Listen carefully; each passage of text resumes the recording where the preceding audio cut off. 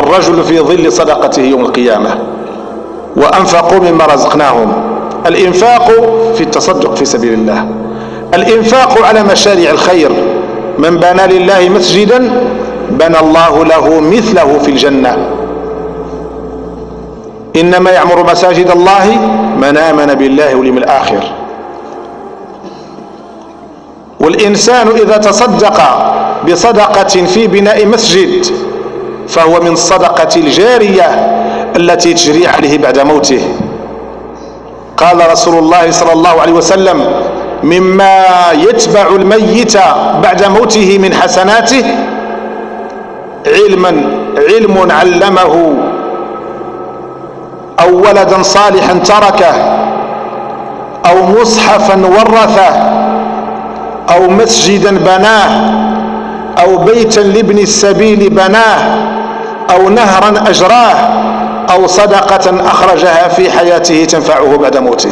هذه 7 بعد الإنسان يفارق الدنيا ويموت الحسنة تجوه في قبره. العلم، علموا للمسلمين العلم النافع، فتعلم الناس من علمه، فما دام علمه باق في الأرض والثواب يكتب له. علم علمه، أو ولدا صالحا تركه، خلى أولاد صالحين يدعوا له بالمغفرة وبالرحمة، أو مصحفا ورثه، خلى كتاب في سبيل الله، خلى مصحف ووقفه له في المسجد، اللي يقرأ في ذاك المصحف ثوابه يكتب لك، لا ينقص من أجره شيء. هو يكتب لي ربي الثواب وانت يكتب لك. مصحف أو كتب العلم، أي كتاب شريت كتاب تاع علم ووقفته في سبيل الله، المدرسة ولا المسجد، اللي يقرأ فيه ثوابه مثل ثواب ربي يكتبه لك. انت راك في قبرك وراك تقرأ. أو مصحف ورثه، أو مسجدا بناه، أعان في بناء المسجد، بناه كله أو أعان في بنائه، ما دام ذاك المسجد راه باقي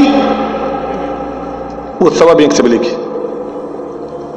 يحكى أن رجل واحد لا في الوقت الحاضر جاب السرجمة تاع الكرلاج للجامع من الجوامع، المسجد من المساجد،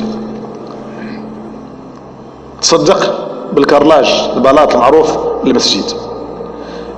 يوم من الأيام جاي يزور المسجد هذاك، التقى به الإمام، قال له: يا أخي، قال اللي ركع في هذا المسجد واللي سجد ربي يكتب لك مثل ثوابه. قال: لماذا؟ قال: هذا الكرلاج اللي جبته، اللي سجد على هذا الكرلاج واللي قعد عليه ثوابه يكتب لك.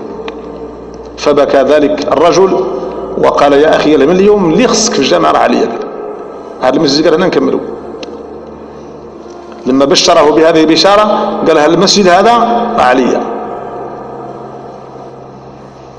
إذن فليعلم أن كل من تصدق أو أعان في بناء المسجد ولو بحجرة أو بكيس من إسمنت أو بأي إعانة، فإن ثواب من صلى في ذلك المسجد أو تعبد فيه أو قرأ فيه يكتب لك مثل ثوابه إلى يوم القيامة، ما دام هذا المسجد باقي والثواب يكتب لك.